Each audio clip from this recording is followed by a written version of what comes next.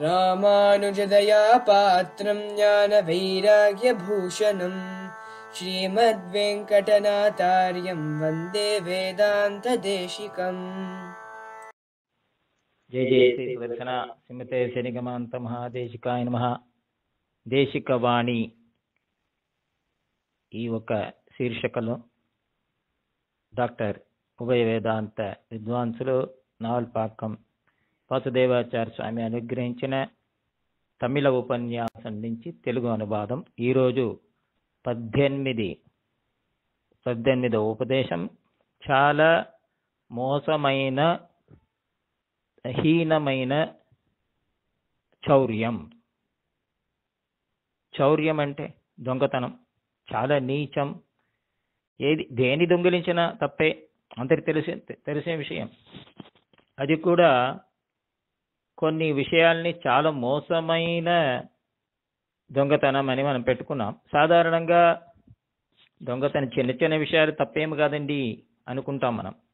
కానీ శాస్త్రంలో చాలా హీనమైన చౌర్యం ఏదంటుంది? స్వర్ణస్థేయం అంటే బంగారుని దొంగిలించడం. ఇది గోల్డ్ చైన్ అనుకోండి, దాన్ని దొంగిలించడం మహాహీనమైనది అంటుంది శాస్త్రం. మహాపాతకంలో ఒకటి, చిన్న చిన్న పాపంలో రాదు. ఇది పంచమహాపాతకాలు అనే విషయంలో బ్రహ్మహత్యాది పాపం ఉన్నది, దానికి సమానం అంట ఇది స్వర్ణస్థేయం. స్వర్ణాన్ని దొంగిలించేవాడికి మాత్రం కాదు, వాడితో తోడుగా ఉండే దొంగకు కూడా, తోడు ఉండేవాడికి, దారి చెప్పేవాడికి కూడా మహాపాపం ఉంటుంది శాస్త్రం. అంతకన్నా మోసం రత్నస్థేయం. వెండి, స్వర్ణం, రత్నం. రత్నం అంటే ఇంకా డైమండ్, దాన్ని దొంగిలించే ఇంకా చాలా పాపం. కావున మనం ఇవన్నీ చేయం కదా. చేస్తాం. మనం ఏం చేస్తామంటే ఏదో ఆఫీసులో వెళితే పేపర్, పెన్సిల్, పేనా అలా ఎవరికి తెలియకుండా తీసుకొచ్చేస్తాం. ఏదో నట్టు, బోల్ట్, స్క్రూ డ్రైవర్, వైర్లు అట్లా. కానీ మనకు సంబంధించిన వరకు ఏదో దేవాలయం నుంచి దొంగతనం చేస్తేనే పెద్ద పాపం అనుకుంటున్నాం. దేవస్వ అపహరణం, బ్రహ్మస్వ అపహరణం అనే దేవాలయంలో నుంచి దైవానికి చెందిన ఏ ఒక్క సొమ్మైనా దాన్ని అపహరించుట మహాపాపం అని మనకు కూడా తెలుసు. అయితే దేవాలయంలో కూడా ఆభరణాన్ని దొంగిలిస్తే అది ఎంత పెద్ద తప్పు. పెరుమాళ్ళు ఒక వక్షస్థలంలో ఉండే అంటే గొప్ప విలువైన ఒక రత్నం ఉన్నది, కౌస్తభ అనే పేరు. దానికి సమమైనది ఏదీ లేదు. தேசிகன் வேதாந்த தேசிகர் அமிர்தாஸ்வாதின்னு అంటున్నారు. காசினியன் மணியன் ஐத்தம் காஜாவந்தன் கடைந்தெடுத்த కౌస్తుభத்தின் శీర్మై కొవ్వా. ఈ కౌస్తభ రత్నాన్నే ఒకడు దొంగిలిస్తే ఎలా ఉంటుంది? ఎంత పాపం. వేదాంత దేశికన్ అంటున్నాం, జిత కౌస్తుభ చౌర్యస్య సమ్రాజ సర్వపప్పన. అంటే ఆ పెరుమాళ్ వక్షస్థలో ఉండే కౌస్తుభాన్ని దానికన్నా ఒక ఘోరమైన పాపం ఉన్నది. అదే ఆత్మాపహారం అని పేరు. అంటే పెరుమాళుడి సొమ్ము, భగవంతుని చెందిన ఒక్కొక్క వస్తువుని కూడా మనం నాది అనుకుంటున్నామే, అది కూడా చౌర్యమే. భగవంతుని సొమ్ము ఏదైనా సరే అది నాది అనుకోవడమే మహాపాపం. అంటే ఒక అరటి పండుని నైవేద్యం చేస్తాం.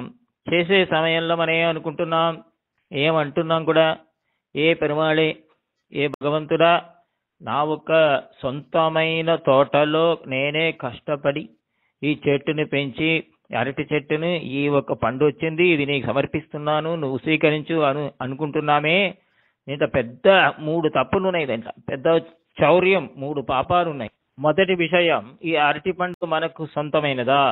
మనం సృష్టించామా? లేదా అరటి చెట్టుని సృష్టించామా? లేదా అలా ఒక పండు రావడానికి ఏదైనా మనం సృష్టి చేశామా? లేదు కదా. పెరుమాళే కదా మొత్తం సృష్టి చేశాడు. కావున వాడికే సొంతం అవుతుంది. కావున అరటి పండు వాడికి చేరినది. రెండో పాపం, అది మన చేతులతో సమర్పిస్తున్నాం. నేనే చక్కగా నా తోటలో ఈ నీళ్లు పోసి దీన్ని పెంచి నేనే చేతిలో తీసుకొని వచ్చి మడిగా ఆచారంతో ఈ ప్లేట్లో సమర్పిస్తున్నాను అంటున్నామే. మన చెయ్యి మనం సంపాదించామా? మన చెయ్యి ఎవరిచ్చారు? భగవంతుని ఇచ్చిన శరీరం కదా. మన చెయ్యి, కాళ్ళు, శరీరం, మన బుద్ధి మొత్తం మనం సంకల్పించి రాలేదు కదా, భగవంతుని ఇచ్చినది కదా, అదే పెట్టుకుంటున్నాం మనం. ఇవన్నీ భగవంతుడు ఇచ్చిన వస్తువులే కదా.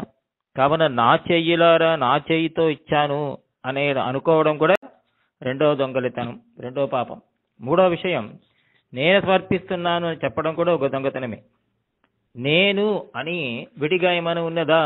లేదే. నేను వాడికి దాసుడే కదా. మనం స్వతంత్రంగా ఒక పని చేయలేం, స్వతంత్రంగా ఉండలేం కూడా. పెరుమాళ్ నా మూలంగా ఈ ఒక కైంకర్యాన్ని తానే చేసుకున్నాడు అని చెప్పొచ్చు. కావున ఎలా చెప్పాలి? ఏ భగవంతుడా, ఏ పెరుమాళే, మీకు సొంతమైన ఈ ఒక అరటి పండుని మీకు సమర్పిస్తున్నాను. నన్ను ఉపకరణంగా పెట్టుకొని, ఒక సాధనంగా పెట్టుకొని మీరే మీకు సొంతంగా సమర్పించుకున్నారు అని చెప్పాలి. అలా అన్ని అనుష్ఠానాన్ని కూడా ఇది వర్తిస్తుంది. పెద్దవాళ్ళు, మన ఆచార్యులు అదే మనకు బోధిస్తున్నారు. భగవాన్ ఏమస్తున్యామ్య స్వరూపస్థుతి ప్రవృత్తి ఇక రసేన అనేనాత్మనా కర్తరాసోపకరణై సారాదినైక ప్రయోజనాయ పరమృఢాదర్వేశ శ్రీపతిభూతమితం.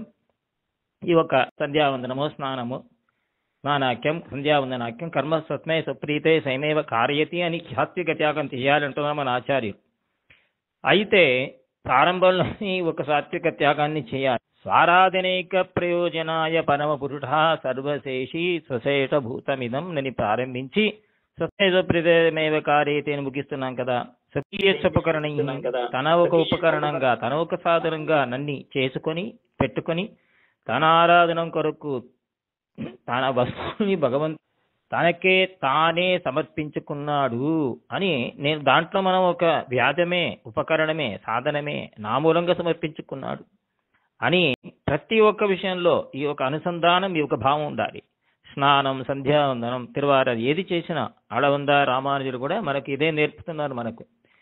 అలాగే మన పెద్దవాళ్ళు కూడా అనుష్ఠానం ఇలా చేస్తూ వస్తున్నారు. శరణాగతిని తీసుకుంటాం. ఈ శరణాగతి, ఈ ఆత్మను సమర్పించుకుంటున్నాం. నాది అని మనం అనుకున్నాం కదా ఇంతవరకు. ఆ ఆత్మని భగవంతుడి దగ్గర ఇచ్చేయాలి.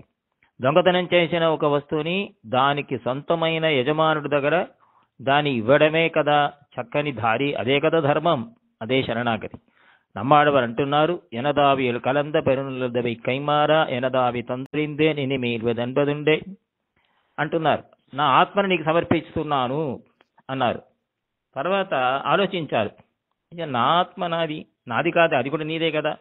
ఎనదావి ఆర్యాన తందని కొండాక్కినయి, నా ఆత్మ నాది, నీదే కదా. నీ ఆత్మని నువ్వే ఇచ్చి నువ్వే తీసుకున్నా, నువ్వే నీకు సమర్పించుకున్నావు అన్నాడు. ఆళవందార్ మమనాథ యదస్తి యోస్మేహం సకలం తద్ధి తవైవ మాధవ నియతస్థమితి ప్రబుద్ధదీహి అథవా కిన్ను సమర్పయామితే అంటున్నారు. నేను నీకు ఇదేంది సమర్పించాలి, ఏ వస్తువులు సమర్పించాలి, అన్ని నీదే కదా. ఆత్మ కూడా నీకు చెందినదే. కావున ఈ ఒక అనుసంధానం మనం చేయాలట మన ఆచార్యులు అంటున్నారు. ఆళవందార్ ఆత్మ సమర్పణం చేసిన తర్వాత దీన్ని అనుసంధానం చేస్తున్నారు. కావున దేన్ని సమర్పించినా నా మూలంగా నువ్వు దీన్ని సమర్పించుకున్నావు అని భావంతో సమర్పించాలట. అది అనుసంధానం కూడా చేయాలంట ఆచార్యులు. అప్పుడే దొంగతనం ఉంటుంది దాంట్లో. శరణాగతి చేసే సమయంలో ఈ ఒక భావంతో చేయాలి. లేదా ఆత్మాపహార చౌర్యం అడియట్ర దాగాదు అని వేదాంత దేశికులు ఉంటున్నారు. కావున ఈ దొంగతనాన్ని ఎల్లప్పుడూ చేయకూడదు. అందుకే వేదాంత దేశికులు న్యాసదశకం స్వామి సుశేషం స్వవశం స్వభరత్వేన నిర్భరం సదత్త స్వధియా స్వార్థం స్వస్మిన్యస్యతి మాం స్వయం అని భగవంతుడే తనకు శేషమైన ఈ ఆత్మ వస్తువుని తన కొరకు తానే సమర్పించుకున్నాడు అంటున్నారు. ఈ శ్లోకంలో చూడండి, మరి స్వ స్వ స్వ అని వస్తుంది కానీ అహం రాదు. నేను శరణాగతి చేశాను అంటే అది తప్పు, అది దొంగతనం. భగవంతుడే తన వస్తువుని తన కొరకు స్వీకరించుకున్నాడు. ఒక రాజమహిషి, ఒక రాజపత్ని మహారాణి ఉన్నది. ఆవిడ గొలుసుని ఒకడు దొంగతనం చేశారనుకుంటాం. వాడు తిరిగి ఇచ్చే, వారి మనసు మారి తిరిగి ఇస్తున్నాడు తిప్పి రాజు దగ్గర. అప్పుడు ఇది మీదే, మీకు సొంతమైనది, తప్పుగా నాది అనుకుంటుంది, దొంగతనం చేశాను, మీకు సమర్పిస్తాను అనాలి కదా. అలాగే ఈ యొక్క మన ఆత్మను కూడా నాది అనుకున్నానే దొంగతనంతో నన్ను క్షమించు నాయనా అని సమర్పించడం ఇదే. కావున ఈ రామానుజ వారు దేశిలో వారు చెప్పినట్టు సాత్విక త్యాగ పురస్సరంగా అన్ని అనుష్ఠానాలని భగవంతునికి చేసి భగవంతుని ప్రీతికి పాత్రవుతాం. శ్రీమతే దీర్ఘమాంతమాదేశికాయ నమః. కవితార్కిక సింహాయ కళ్యాణ గుణశాలినే శ్రీమతే వెంకటేశాయ వేదాంత గురవే నమః.